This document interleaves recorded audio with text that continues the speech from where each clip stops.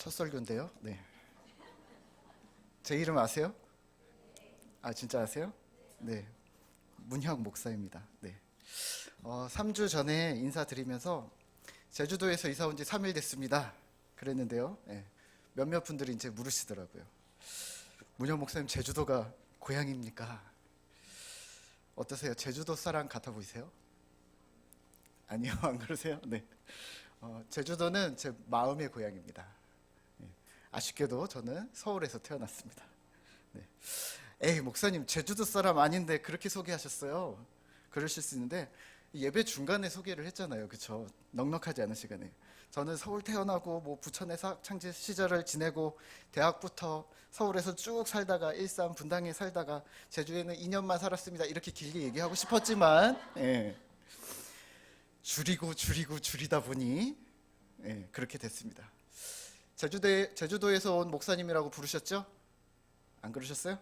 네, 감사합니다. 저는 그렇게 불러주셔도 좋습니다. 왜냐하면 제주도는 진짜로 정이 많은 곳이거든요. 그래서 제주도 목사님 이렇게 부르시면 저는 이렇게 생각하겠습니다. 사랑 많고 정 많은 목사님이라고 불러주시는구나 이렇게 이해할 테니 이름을 여기 어려우시면 그렇게 부르셔도 됩니다. 사실 우리는 제한된 시간과 또 제한된 환경 속에서 얻게 된 그러한 단편적인 정보들을 가지고 사람과 환경 또 상황을 판단하려는 경향이 있습니다. 충분한 시간을 들여서 충분한 정보 또 다양한 각도에서 상황을 바라보고 또 사람을 바라보면서 생각을 정리하면 좋은데 마음이 조급한 거죠, 우리가. 지난주에 교역자 수련회를 다녀왔는데요.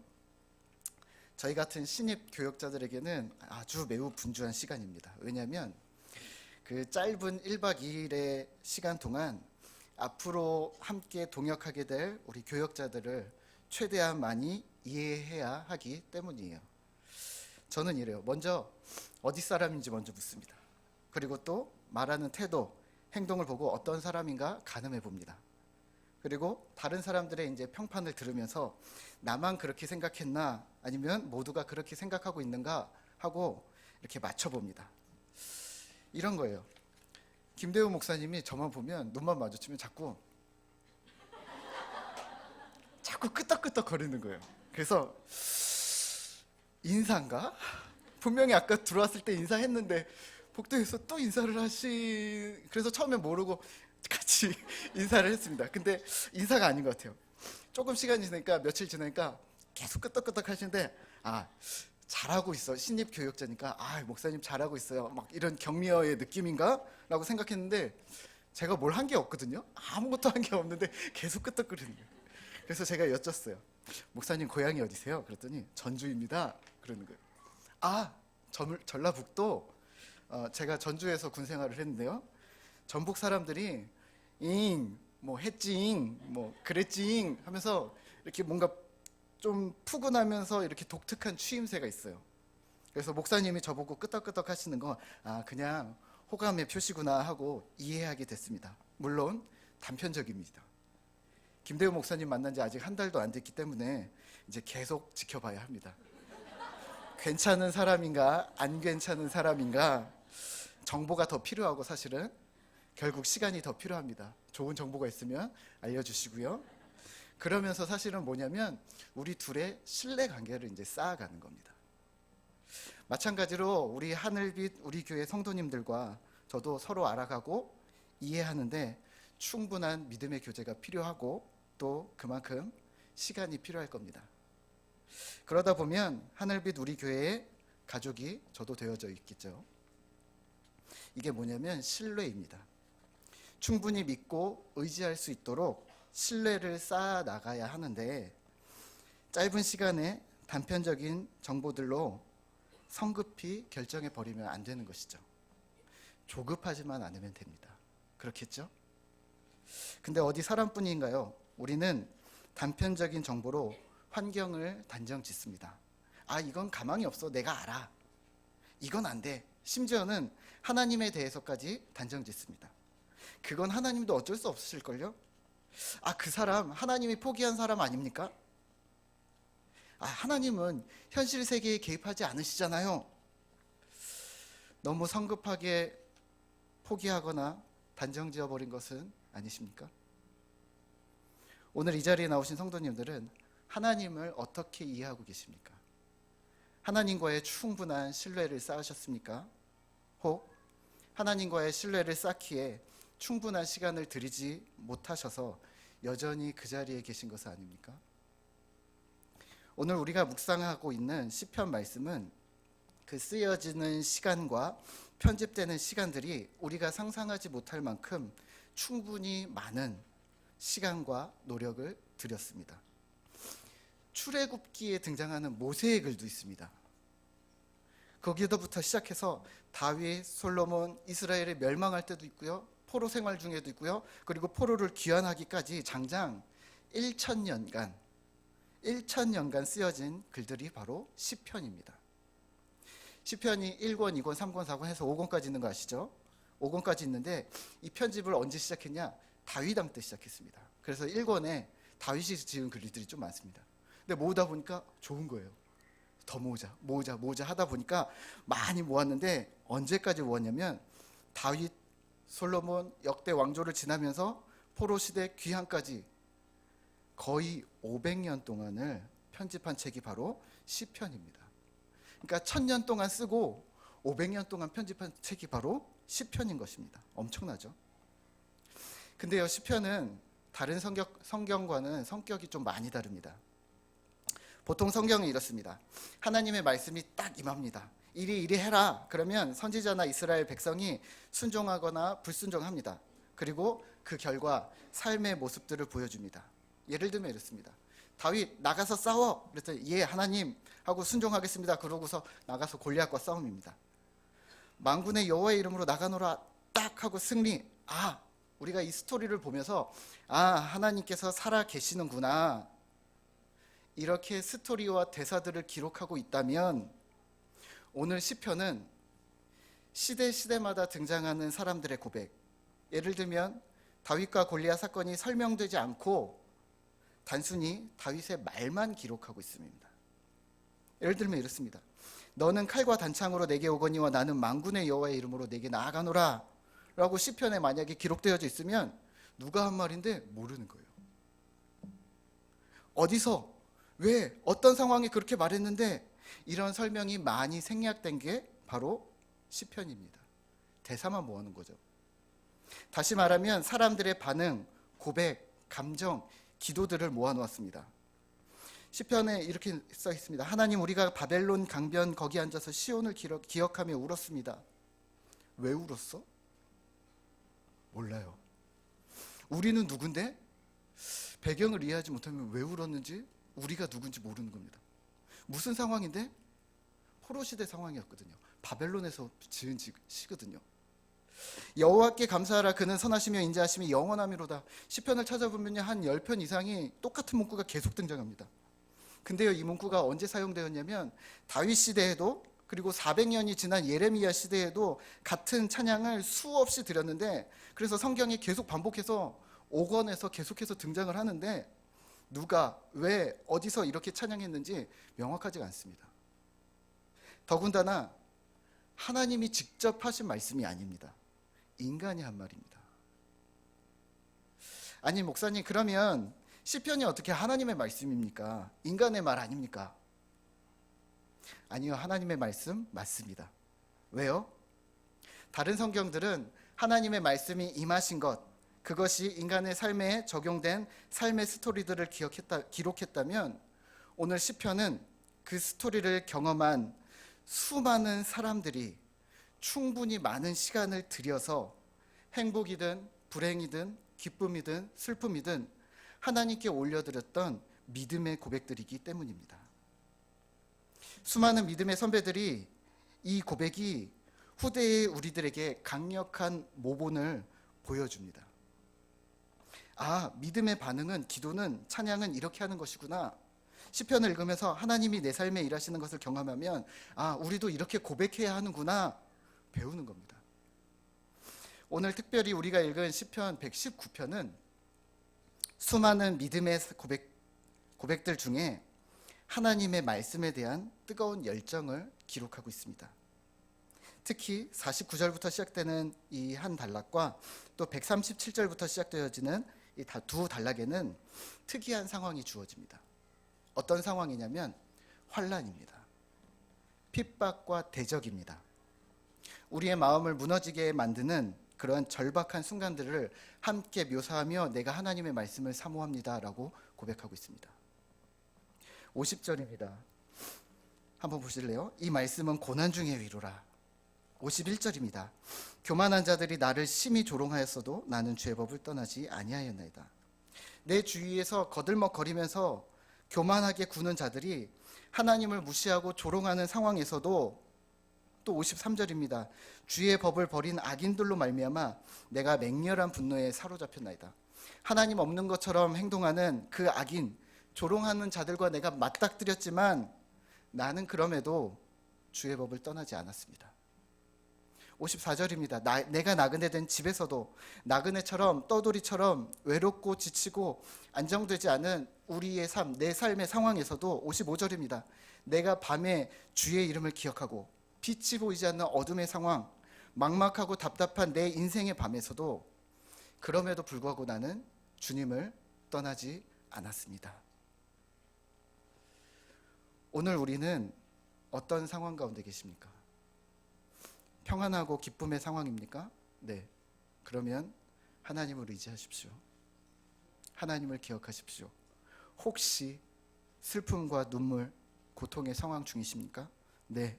그렇다면 더더욱 하나님을 기억하시고 주님을 떠나지 마십시오. 오늘 시편 기자처럼 말입니다. 지난 월요일에 며칠 전에 저희 큰아들이 치과에서 좀 큰 수술을 했습니다.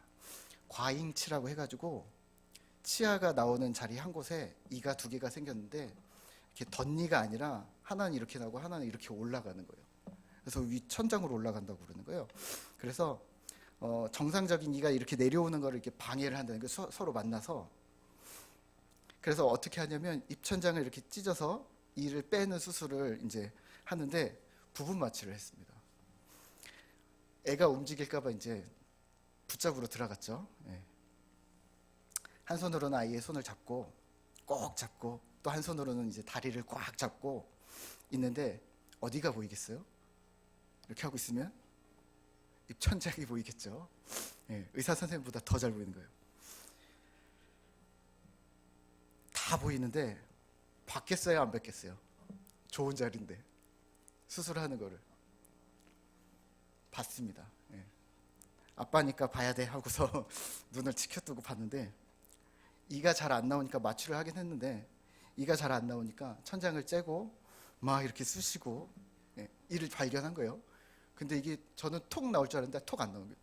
땡겼는데 안 나오니까 뜩뜩뜩 하더니 몇 번을 했는데 한참이 걸리는 거예요. 이가 안 뽑히고 입에 이제 피가 막 이렇게 가득 차기 시작하는데 손을 잡고 있는 아빠가 할 수 있는 게 없는 거예요. 하나님 도와주십시오. 뽑는 본인도 힘들겠지만 옆에서 지켜보는 저도 너무 힘든 거예요. 하나님, 이 고통의 시간이 빨리 지나갈 수 있게 도와주십시오. 저희 교구에 지난주에 아이가 큰 수술을 한 가정이 있으세요. 같은 마음으로 기도했습니다. 하나님 도와주십시오. 이 고통의 시간이 빨리 지날 수 있게 도와주십시오. 그리고 빨리 회복할 수 있게 도와주십시오. 우리가 살아가면서 이름만 부모지 할 수 있는 게 없는 거예요. 평상시에는 아빠가 자녀들을 컨트롤할 수 있을 거라고 생각해서 이렇게 해라 저렇게 해라 시킵니다. 직장에서도 가정에서도 내가 상황을 빨리 파악하고 나한테 권한이 있으면 이 모든 상황들을 내가 컨트롤하고 조율할 수 있을 거라고 우리는 생각합니다. 하지만 실제 상황에서는요, 우리는 최선을 다해야 하겠지만 사실 아무것도 인간의 힘으로 할 수 있는 게 없어요. 결국 하나님이 도와주셔야 하는 거예요. 하나님이 해주셔야 하는 겁니다. 오늘 시편 기자는 이걸 알았고 이렇게 고백합니다. 49절입니다. 주의 종에게 하신 말씀을 기억하소서. 주께서 내게 소망을 가지게 하셨나이다. 하나님 기억해 주십시오. 무엇을 기억하라는 말일까요? 하나님이 우리에게 하신 말씀을 기억해 달라는 말입니다. 하나님이 무엇을 말씀하셨을까요? 1000년 동안 하신 말씀일 텐데 무엇을 말씀하셨을까요? 그들은 내 백성이 되고 나는 그들의 하나님이 되리라. 출애굽 시대로부터 에스겔 포로 시대 그 이후까지 한결같이 수없이 하신 말씀입니다. 너는 내 백성이 되고 나는 너의 하나님이 될 거야. 하나님 그 말씀을 기억해 주십시오. 나는 하나님의 백성입니다. 그걸 좀 기억해 주십시오. 이게 우리에게 소망입니다. 하나님이 우리의 하나님 되시는, 내 아버지 되신다는 그 소망 때문에 환난, 핍박, 고난, 슬픔, 아픔, 눈물의 상황에서도 우리가 흔들리지 않겠습니다. 교만한 자들이 조롱해도, 악인들이 하나님을 무시해도, 나그네처럼 외롭고 처절하게 이 땅을 살아간다 할지라도 나는 주의 법을 떠나지 않겠습니다. 주의 율례를 지키겠습니다. 왜요? 56절과 57절입니다. 내 소유는 이것이니 곧 주의 법도들을 지킨 것이니이다. 여호와는 나의 분기시니 나는 주의 말씀을 지키리라 하였나이다. 아멘. 여호와 하나님이 내 모든 것이 되셨기 때문입니다. 실제로 살아온 인생을 돌아보니 내가 가진 것, 내게 남아있는 것이 돈도 아니고 명예도 아니고 단지 하나님의 말씀을 지켰다는 삶의 흔적밖에 남아있는 게 없습니다라는 고백입니다. 이 시편 기자의 고백이, 이 기도가 우리에게 위로가 됩니다. 우리의 삶은 자꾸만 급변하고 내 마음은 상황마다 요동치는데 그럼에도 불구하고 하나님은 여전히 그 자리에 계시다는 말이기 때문입니다. 오늘 시편 기자 역시 여전히 그 자리에 계신 하나님을 바라보며 자신도 하나님만을 앙망하고 바라보겠다는 다짐을 하고 있습니다. 오늘 이 자리에 계신 성도님들도 하나님을 바라보시죠. 말씀을 통해 하나님이 내 삶의 전부입니다라는 삶의 흔적을 만들어 주십시오.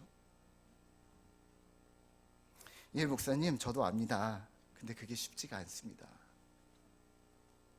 네, 맞습니다. 그러면 우리는 어떻게 해야 흔들리지 않고 주님을 바라볼 수 있을까요? 어떻게 주의 말씀을 살아낼 수 있을까요? 정체성입니다. 내가 누군지 잊지 않는 겁니다. 신자로서의 정체성 말입니다. 며칠 전에 차에서 라디오를 틀었는데요. 개그맨 전유성 씨가 나와서 이런 얘기를 하는 거예요.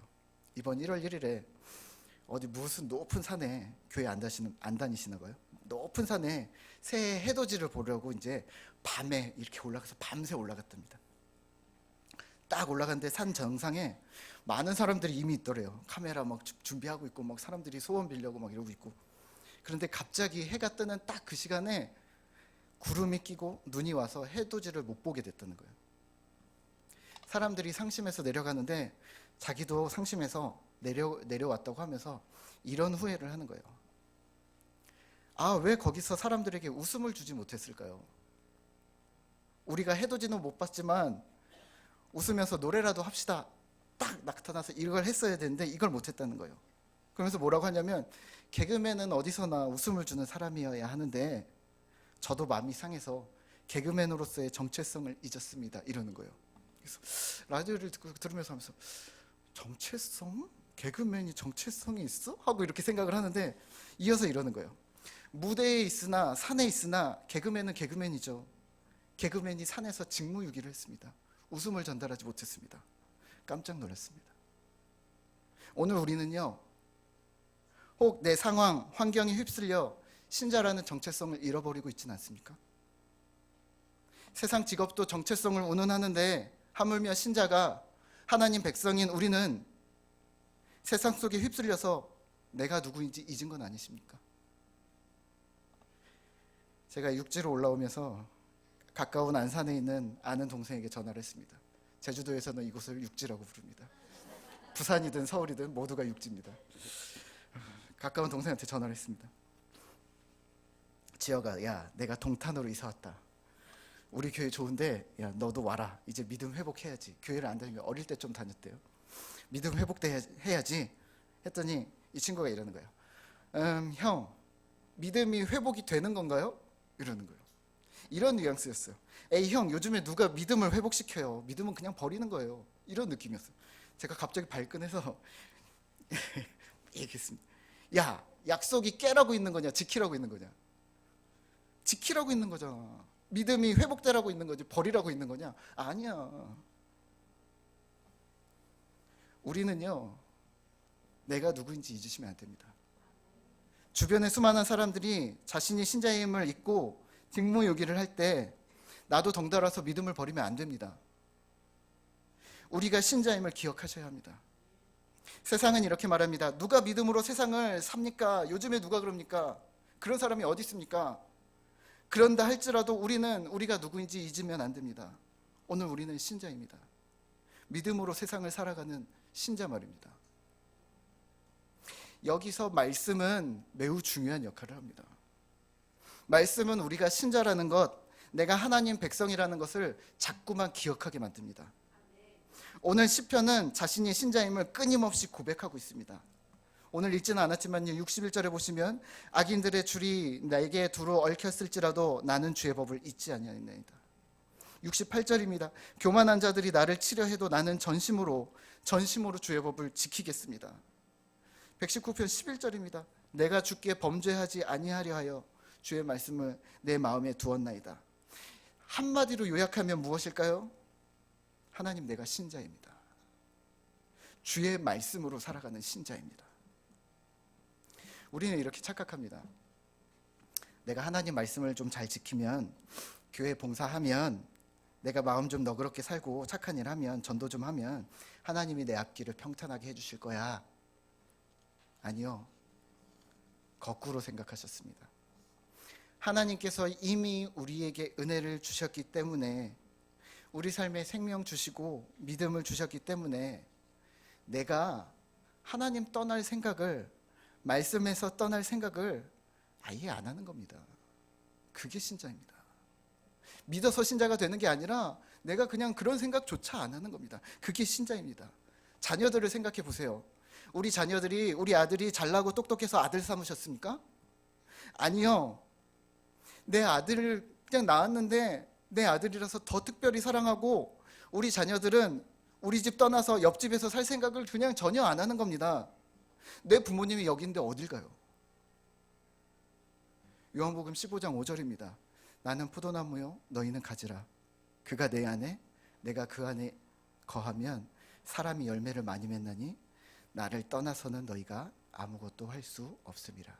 아멘. 하나님 떠나서는 아무것도 할 수 없습니다. 혹 하나님 떠나서 무언가 하려고 계획하고 계십니까? 아니요. 애초에 그게 신자에게 가당치가 않은 일입니다. 주를 떠나서는 아무것도 할 수 없는데요. 말씀을 맺겠습니다. 오늘 우리는 하나님과의 신뢰를 쌓아가는 중이십니까? 평생 해나가야 할 일입니다. 하나님과의 신뢰를 높이 쌓아 주십시오. 어떤 상황에서도, 어떤 조건에서도 하나님을 믿고 맡길 수 있도록 말입니다. 아니 목사님, 그렇게 무작정 하나님을, 아무리 하나님이지만 무작정 하나님만 믿고 다 맡겼다가 좋지 않은 일, 나쁜 일, 험한 길, 환난의 상황, 손해를 보는 상황, 마음의 상처를 받는 그러한 상황들을 주시면 어떡합니까? 염려하고 계십니까? 이 부분이 우리가 신뢰해야 하는 상황입니다. 과연 하나님이 그런 분이실까요? 우리의 믿음을 자라게 하려고 일부러 어려움을 주시는 분이실까요? 여러분이라면 우리 아이들에게 일부러 고난의 상황을 만들어 주시겠습니까? 아프고 억울하고 괴롭게 만들어 주시겠습니까? 그래야 성숙해. 그래서 일부러 그렇게 고난을 주시겠습니까? 아니요, 그 고난을 주지 않아도 알아서 고난을 받습니다. 마태복음 7장 9절입니다. 너희 중에 누가 아들이 떡을 달라 하는데 돌을 주며 생선을 달라 하는데 뱀을 줄 사람이 있겠느냐? 너희가 악한 자라도 좋은 것으로 자식에게 줄 알거든 하물며 하늘에 계신 너희 아버지께서 구하는 자들에게 좋은 것으로 주시지 않겠느냐? 하물며 하늘에 계신 너희 아버지께서, 하물며 하늘에 계신 너희 아버지께서 혹 하나님을 악한 자로 오해하고 계신 건 아닌가요? 인간이 되셨다고 하니까 정말 하나님이 누구처럼 실수할까 봐 두려워하고 있는 건 아닙니까? 설마 우리를 하나님께서 잊으실까요? 설마 하나님께서 나를 잊으실까요? 설마 하나님의 은혜가 나한테까지, 내 가족들에게까지 미치지 못할까요? 설마 하나님이 나처럼 실수하실까요? 네, 아니죠. 근데 우리는 왜 이렇게 불안할까요? 마태복음 6장 30절입니다. 오늘 있다가 내일 아궁이에 던져지는 들풀도 하나님이 이렇게 입히시거든 하물며 너희일까 보냐. 믿음이 적은 자들아. 들풀도 백합화도 공중의 새도 하나님이 입히시고 먹히시는데 하물며 너희일까 보냐. 신뢰하시죠. 무슨 뜻이 있으시겠죠. 어떤 계획이 있으시겠죠. 하나님이 그럴 뿐이 아니신 거 아시잖아요. 신뢰하셔야 합니다. 주께서 심지가 견고한 자를 평강하고 평강하도록 지키시리니 이는 그가 주를 신뢰함이니이다. 하나님을 신뢰하는 하늘빛 우리 교회 성도님들 되시기를 바랍니다. 오늘 하루도 근본 주어진 1월 한 달도 2019년 한 해도 내가 누구인지 기억하면서 하나님을 향한 신뢰를 높이는, 그래서 마땅한 신자로 세상을 살아가는 하늘빛 우리 교회 성도님들 되시기를 기도합니다. 우리 함께 찬양할까요?